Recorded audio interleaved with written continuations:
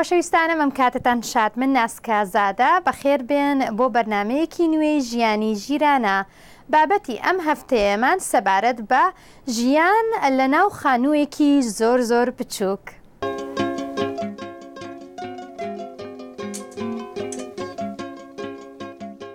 ملیسا و کریستاک بڕیاریان داوە لە خانوویەکی زۆر بچووک بژین.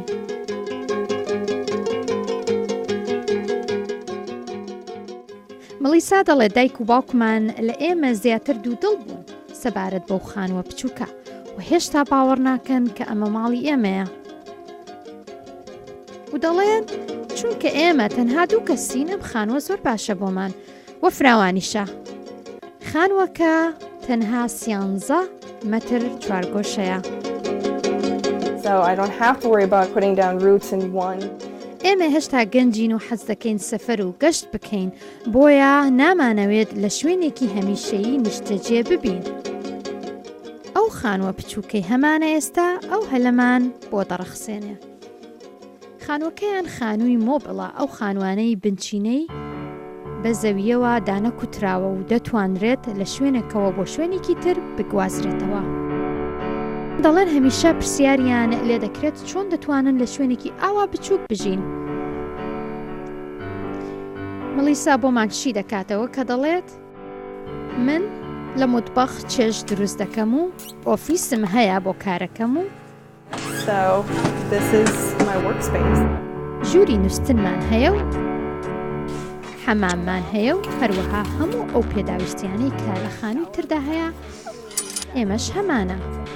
بەڵام دەتوانین بڵێن شوێنی چۆڵمان نییە.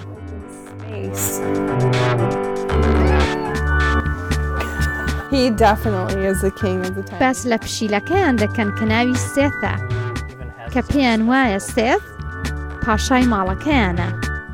تەنانەت تۆلیتی خۆشی هەیە. And then it also kind of keeps the smells in there.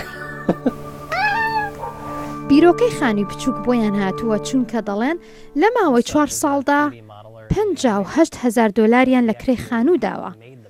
بەڵام ئەو خانووە بچووکەیان 20,000 دۆلاری تێچووە و هەروە سیستەمی کارکردنیشی بە تیشکی خۆرە و سیستەمەکە بایی 12,000 بووە.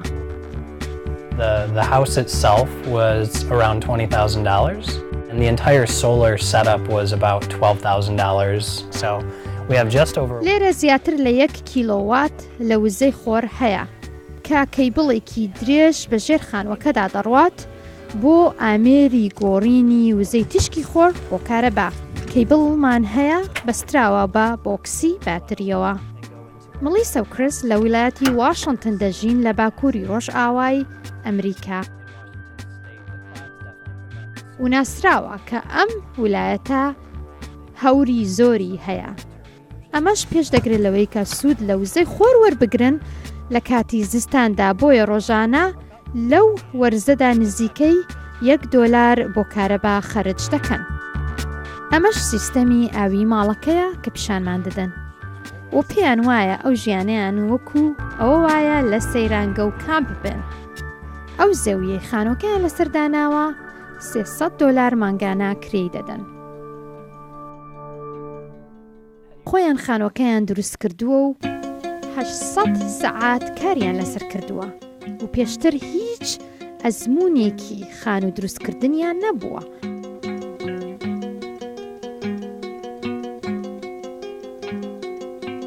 What if you need space from one another? What do?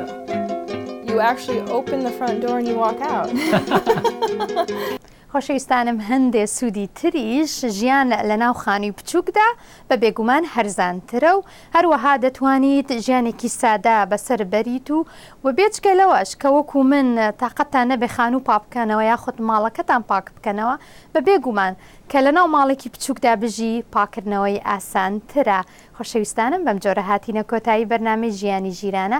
لەبیر نەکەن ئیمێڵم بۆ ڕەوانە بکەن بۆ ناونیشانی nzada@voanews.com تا جارێکی تر خواتان لەگەڵ.